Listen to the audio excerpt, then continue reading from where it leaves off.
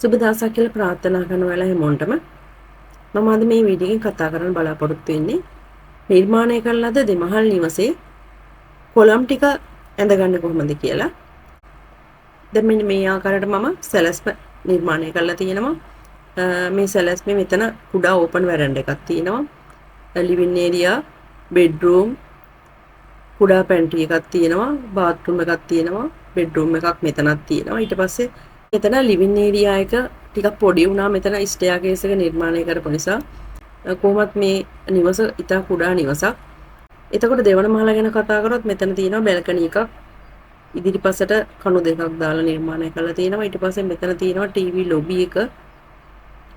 ඊට පස්සේ නැවත තියෙනවා ඉහළ මහලේ පැන්ට්‍රි එකක්. නැවතත් මෙතන ඉහළ මහලේ බෙඩ්රූම් දෙකක් තියෙනවා. වහල මෙන්න මේ ආකාරයට නිර්මාණය කරලා තිනවා. මෙතන බැල්කනි එකට මෙන්න මේ ආකාරයට කුඩා වහලක් නිර්මාණය කරලා තිනවා.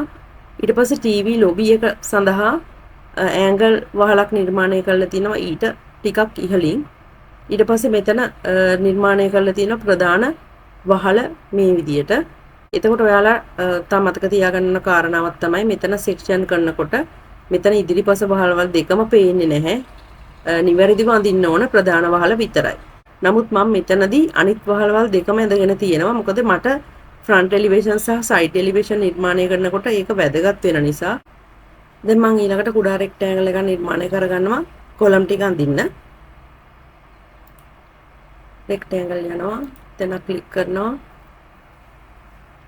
ඩිමෙන්ෂන් ක්ලික් කරන්න. ඊට පස්සේ 9 දීලා එන්ටර් දෙන්න. නැවතත් 9 දීලා එන්ටර් දෙන්න. මේ විදිහට අපිට 9 කොලම් එකක් නිර්මාණය වුණා. ඊට පස්සේ මැද අපි කලර් එකකින් හැච් කරගන්න ඕන. මම මේ කලර් එකෙන්ම හැච් කරනවා.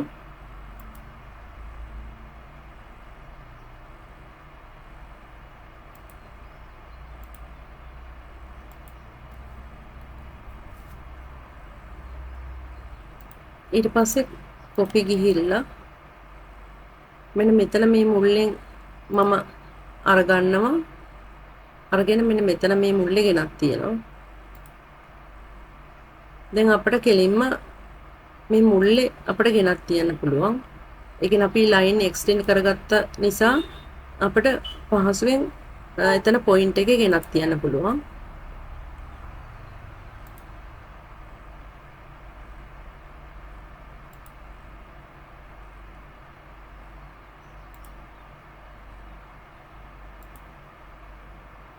මෙන්න මෙතන මේ ලයින් එක මට එක්ස්ටෙන්ඩ් කරගන්න අමතක වෙලා තියෙනවා. නැවතත් මෙතන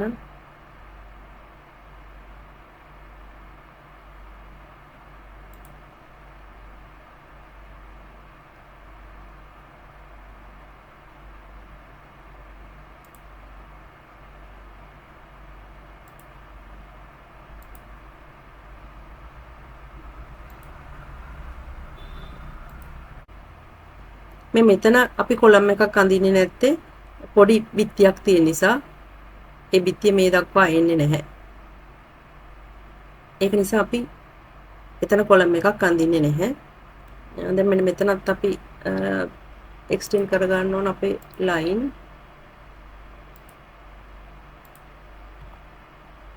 කොපි ගිහිල්ලා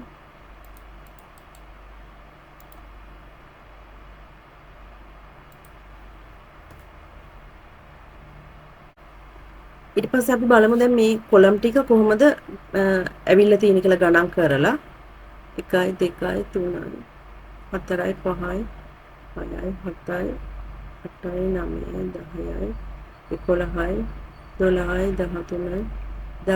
14 15 16.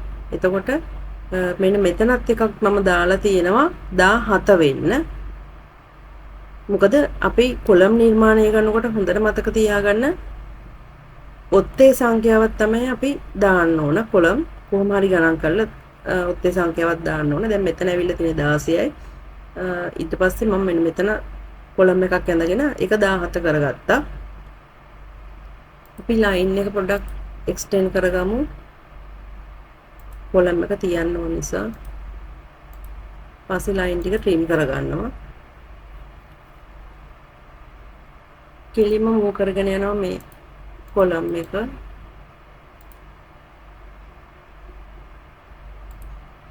ඊට පස්සේ අපි මෙන්න මේ ලයින් ටික ටීම් කරගත්තා. එතකොට කොලම් 17ක් වෙන්න තමයි අපි අරගෙන තියෙන්නේ. ඉතින් ඔන්න ඔය ආකාරයට තමයි අපි සැලැස්මේ කොලම් ටික නිර්මාණය කරේ. ඊළඟ වීඩියෝ එකේදී කතා කරනවා කොහොමද දොරවල් ටික සහ ජනල් ටික නිර්මාණය කරන්න කියලා. දැන් මේ සැලැස්මේ මම දොරවල් ටික විතරයි නිර්මාණය කරලා තියෙන්නේ. ඊළඟට මම ඔය ඊළඟ වීඩියෝ එකේදී මම පෙන්නන්නම් ඔයාලට මේකේ ජනල් කොහොමද ඇවිල්ලා තියෙන්නේ. එහෙම ඒ ටික. ඉතින් මගේ වීඩියෝ හොඳ නම් ලයික් කරන්න, channel subscribe කරන්න, bell icon එක click කරන්න. ඉදිරි වීඩියෝ වලදී හමු වෙමු. ස්තුතියි.